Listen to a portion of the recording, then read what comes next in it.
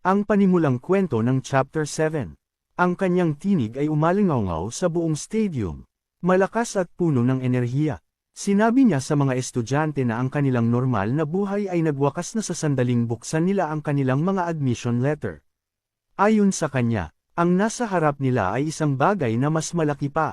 Ang ilan sa kanila ay maaaring maging mga battlefield commander na mamumuno sa mga hukbo at sasakop ng mga bagong lupain.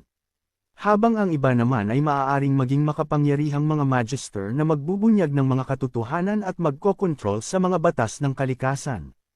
Nabanggit din niya na may ilang maaaring umangat ng sapat upang hubugin ang mga panuntunan ng isang ganap na bagong mundo. Sa isang dramatikong pagkumpas patungo sa dragon sa kanyang likuran, ipinangako niya ang lakas, kaalaman, kapangyarihan, at maging ang posibilidad ng buhay na walang hanggan. Sinabi niya na ang lahat ng maiaalok ng bagong mundo ay maaabot nila. Pagkatapos ay nagpakilala siya ng isang bagong panuntunan. Ipinaliwanag niya na ang mga freshman ay palaging pinagbabawalang pumasok sa bagong mundo ng maaga. Ngunit sa pagkakataong ito ay magbabago na ang mga bagay. Inanunsyo niya na ang top 3 students sa University Term Comprehensive Exam ay makukuha ang karapatang pumunta roon ng mas una sa lahat. Agad itong umani ng reaksyon. Ang Student Council President ay humakbang pasulong. Halatang hindi mapakali, at sinabing ang desisyong ito ay nagsasangkot sa kaligtasan ng mga freshman. Hindi siya pinatuloy ng principal. Pinutol niya ito sa pamamagitan ng isang matalim na tingin. Agad na umurong ang president, pinagpapawisan habang mabilis na itinatama ang sarili at sinabing hindi siya dapat nagsalita ng ganoon.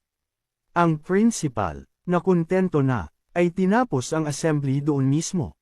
Pinanood ni Shaolin ang lahat ng malapitan. Napansin niya kung gaano katindi ang naging reaksyon ng president. Tahimik siyang nagtaka kung ang bagong panuntunan ay may kasamang nakatagong panganib. Gayunpaman, hindi niya ito pinag-isipan ng matagal. Nagpasya siya na ang kanyang pangunahing focus ay dapat na gamitin ang lahat ng iniaalok ng akademya upang buuin ang kanyang lakas. Paalis na sana siya nang tawagin siya ni Instructor Chin Chuan at sinabihan siyang manatili. Lumingon si Shaolin, at ipinaliwanag ni Chin na base sa mga panuntunan ng akademya, ang top scorer mula sa entrance test ay automatikong magiging class monitor. Dahil nagbitiw si Gu Xiaoya, ang tungkulin ay napunta na ngayon sa kanya. Idinagdag ni Chin na ang pagiging isang monitor ay may kasamang extra credits, mas magandang resource access, at mga special perks, mga bagay na talagang makakatulong sa isang taong nasa pinakamababang rank. Binanggit din niya na ang posisyon ay muling itatalaga pagkatapos ng 3 buwan. Kapag tapos na ang comprehensive exam, sa sandaling iyon, isang holographic message ang lumitaw sa harap ni Shaolin, na nagsasaad na siya ay itinalaga bilang acting class monitor ng freshman year class 7 ni Instructor Chin Chuan. Sinabihan siya ni Chin na basahin ang karagdagang manual na ipinadala ng Smart Brain bago umalis. Sa kanyang pagpunta sa dormitory, patuloy na iniisip ni Shaolin kung ano nga ba ang tunay na kahulugan ng mga pribilehiyo.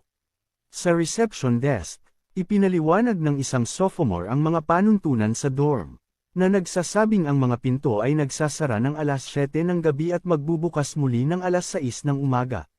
Binigyan niya ito ng babala na ang pananatili sa labas ng magdamag ay mababawasan ang kanyang credit. Tumango si Shaolin bilang pag-intindi, ngunit sa sandaling suriin ito ang kanyang ID. Ang buong ugali nito ay nagbago. Mukhang nagulat at nasabik ito nang matuklasan na siya ay isang class monitor. Nang subukan ni Shaolin na maliitin ito at sabihin siya ay isa lamang acting monitor, binaliwala ito ng babae at sinabing walang ordinaryong estudyante ang hahawak sa tungkuling iyon. Ipinakilala niya ang kanyang sarili bilang si Zhang Tingting at sabik na nag-alok na tulungan siyang kumuha ng mga supply at pumili ng kwarto. Habang iniabot niya ang kulay berdeng freshman uniform, casual niyang nabanggit na asul naman ang suot ng mga sophomore. Habang mas komportable na siyang nakikipag-usap kaysa kanina, ginabayan niya si Shaolin patungo sa kanyang kwarto. Nalaking gulat niya ay isang private room, isang bagay na para lamang sa mga class monitor. Ang mga regular na freshman ay kailangang makipag-share ng kwarto. Inobserbahan ni Shaolin ang paligid, at halatang humanga siya sa espasyo. Ipinaalala ni Zhang Tingting na huwag mawawala ang kanyang identity nameplate, dahil kailangan ito sa pagpasok sa mga kwarto, pagbili ng mga gamit, at pag-sign in sa mga klase. Bago umalis, idinagdag niya si Shaolin bilang kaibigan at sinabing maaari siyang magtanong ng anuman tungkol sa buhay sa loob ng akademya. Kumaway siya habang papaalis, at pinaalalahanan si Shaolin na piliing mabuti ang kanyang mga course. Ngayong mag-isa na lang siya, nagsimulang makita ni Shaolin kung gaano kalaki ang impluwensya ng lakas sa status sa lugar na ito. Hindi na siya nag-aksaya ng oras at nagpas siyang asikasuhin agad ang course selection. Ibinigay niya ang command para buksan ang course selection table, at isang napakahabang listahan ang lumitaw sa kanyang harap. May mga basic stat courses gaya ng swordsmanship, sabermanship, boxing, archery, at meditation. Mayroon ding mga secondary stat courses tulad ng taijutsu, perception, balance, focus, resilience, movement, parry, at dodge. Higit sa lahat, may mga compulsory subjects na sumasaklaw sa kasaysayan, wika, at geografiya ng normal world. Pakiramdam niya ay napakaraming pagpipilian. Ngunit pinaalalahanan ni Shaolin ang kanyang sarili na manatiling nakapokus. Alam niyang ang mga required courses ay fixed na, at kailangan niyang pumili ng isang main combat course kasama ang 3 secondary ones. Umasa siya sa kanyang scholar talent, dahil alam niyang makakatulong ito para sa kanyang mahinang stats. Pinag-isipan niya itong mabuti, dahil ang kanyang talent ay nagpapabilis ng learning speed. Nagpasya siyang gamitin ang bentaheng iyon. Pinili niya ang basic swordsmanship para sa flexibility nito, basic taijutsu upang matulungan siyang mabuhay sa mga labanan, at basic meditation para palakasin ang kanyang mental focus. Nang makumpirma ang lahat, isang blue screen ang lumitaw, na nagpapabatid na tapos na ang kanyang pagpili. Kinabukasan, nagpakita si Shaolin sa swordsmanship training ground. Iwinasiwas niya ang kanyang espada sa isang wooden target. Ibinibigay ang lahat ng lakas sa bawat hampas. Isang system message ang lumitaw, na nagpapakita na tumaas ang kanyang swordsmanship experience. Habang patuloy siyang nag-e-ensayo, nagsimula niyang maunawaan na ang lakas ng isang tamang slash ay nanggagaling sa baywang. Hindi lang sa pulso. Sa sandaling makuha niya iyon, na-activate ang kanyang talent. Isa pang notification ang lumitaw, na nagsasabing ang kanyang learning efficiency ay nadoble. Isang mahinang blue glow ang bumalot sa kanya habang patuloy siyang nag-e-ensayo, at mas mabilis siyang nag-improve kaysa dati. Dahil sa kanyang talent, mas maraming natututunan si Shaolin. Napagtanto niya na ang kapangyarihan ng isang strike ay nagmumula sa baywang at hindi sa pulso. Nang maunawaan niya ang mahalagang detalyeng iyon, naging mas mabilis ang kanyang mga galaw, at nag-ensayo siya ng may mas matalas na focus. Hindi nagtagal, umabot na sa level 3 ang kanyang swordsmanship, at napansin niyang ang kanyang pag-unlad ay halos doble ang bilis kaysa sa normal. Sa malapit, isa pang estudyante ang bumagsak sa lupa, pagod na pagod, at nagrereklamo na hindi na kaya ng kanyang mga braso.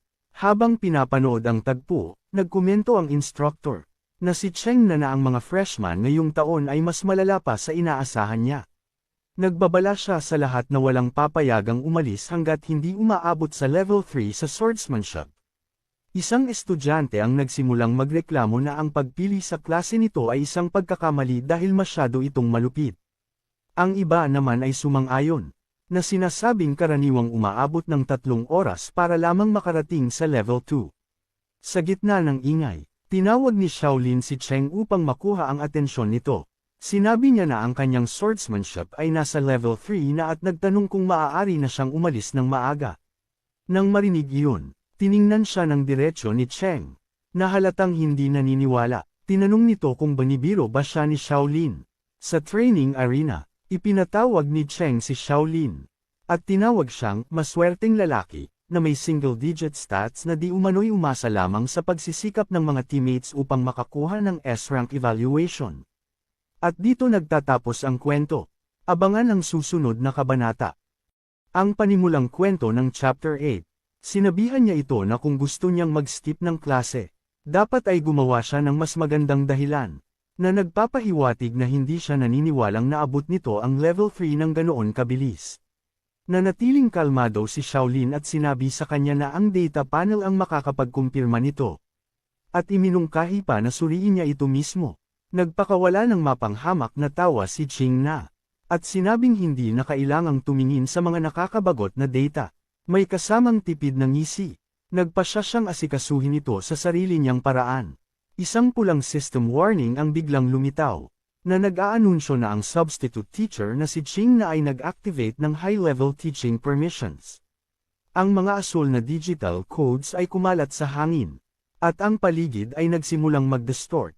Isa pang notification ang sumunod, na nagbibigay alam sa lahat na ang All-System Training Simulation Arena ay malapit nang magbukas at inuutusan ang mga estudyante na maghanda.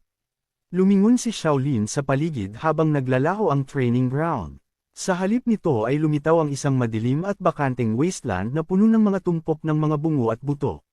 Nakatayo na doon si Ching na nakasuot ng dark armor na mukhang gawa sa mga buto. Sinabi niya rito na sa halip na tumitig sa mga numero, mas may saysay na subukan ng mga bagay sa real combat. Isang system message ang lumabas, na nagpapakita ng pagbati sa kanila sa All-System Combat Simulation Arena. Nakatayo sila malapit sa mga labi ng isang dambuhalang skeletal creature, habang ipinaliliwanag ni Ching na natinanggal na ng akademya ang mga orihinal na batas ng normal world. At nagbuhos ng napakalaking resources para itayo ang training space na ito.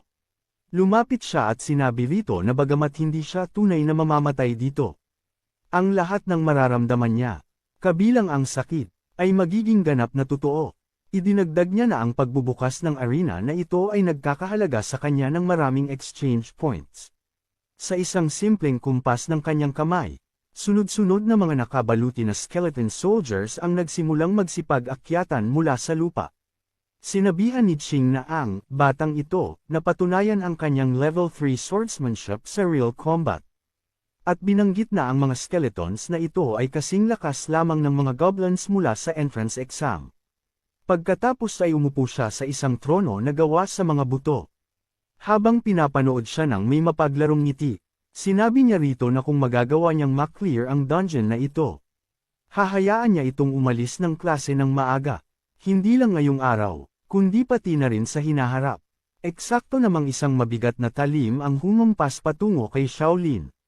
Nakailag siya sa tamang oras habang isang system interface ang lumitaw, na nagpapakita ng mga detalye ng mission.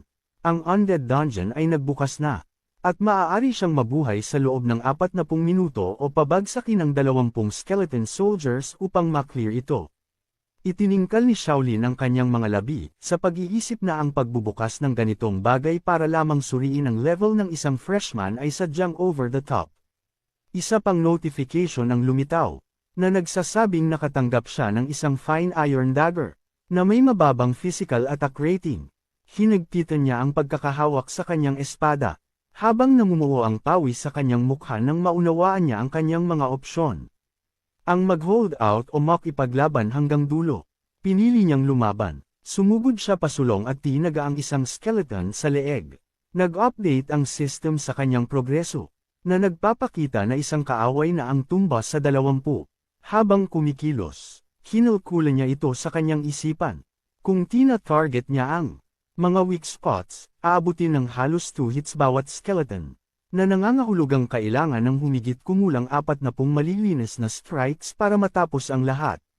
Naghanda siya at tumuloy sa gitna ng grupo. Mula sa kanyang bone throne, malapit na nanood si Ching Na. Hindi niya inaasahan. Inakala niya na magpapanik ito, hihingi ng paumanhin, at magmamakaawa sa kanya na itigil na agad ang lahat. Sa halip, diretso itong sumugod, habang patuloy siyang nagmamasid. Inamin niya sa kanyang sarili na ang mga galaw nito ay tunay na solid. Ang kanyang mga hakbang, ang paraan ng paggamit niya ng lakas, at ang anggulo ng kanyang mga strikes ay mukhang dumaan sa tamang pagsasanay. Nag-iwan ito ng matinding impresyon sa kanya. Inamin niya sa sarili na mas magaling ito kaysa sa iba, ngunit napansin din niya na ang kanyang base stats ay sadyang napakababa pa rin. Pagkatapos ay napagtanto niya na pinili nito ang mga klase sa swordsmanship at meditation upang mapabuti ang mga stats na iyon. Kahit sa ganoong kahinang stats, nakapabagsak na si Shaolin ng 13 skeletons ng mag-isa. Para kay Ching Na, kahanga-hanga na iyon. Ipinakita ng timer na may 28 minuto pa ang natitira. Ngunit ang kanyang stamina ay nagsisimula ng bumaba, at nauwi ito sa pagtaman ng isang skeleton sa kanyang likuran. Nang makita iyon, sinabi ni Ching na nasapat na iyon at sinabihan siyang harapin ang realidad. At idinagdag na sumuko na lamang at sundin ang kanyang mga instruksyon. Ngunit nanatiling nakatayo si Shaolin. Handa pa ring magpatuloy. Sa sandaling iyon, isang bagong skill na tinatawag na Heavy Slash ang na-activate sa kanyang system. Sa isang swang lang, napatumba niya ang ilang skeletons ng sabay-sabay, na nagpataas sa kanyang count sa 16. Nagulat si Ching na at nagtaka kung paano ito biglang nakakuha ng ganoong skill. Nagpatuloy si Shaolin. Ginamit niya ulit ang atake at isa-isang nilinis ang mga natitirang kaaway hanggang sa ang lahat ng 20 ay natalo. Nang mapabagsak ang huli, ang challenge ay tapos na. Hingal na hingal siyang tumingin kay Ching na nakaupo pa rin sa kanyang bone throne. Nang may pagod na ngiti, sinabi niya rito na nakumpleto na niya ang kinakailangan at itinakda nito sa simula ng klase. Nang marinig iyon, nagsimulang isipin ni Ching na ang pagkakaroon ng isang freshman ng S-rank ay maaaring hindi nga swerte lang. Sa kabilang dako, sa council room, kaswal na nakaupo ang president habang pumipirma ng mga papel na tila walang problema. Isang assistant ang kinakabahang nagpunta at sinabing ang bagong klase ay magiging medyo mas mahirap. Ang president ay sadyang naging absurd at ipinakita sa kanya ang screen. Isang tingin lang ng president at hindi siya makapaniwala. Literal na kinuha ni Shaolin ang bawat isang class na available. At dito nagtatapos ang kwento. Abangan ang susunod na kabanata.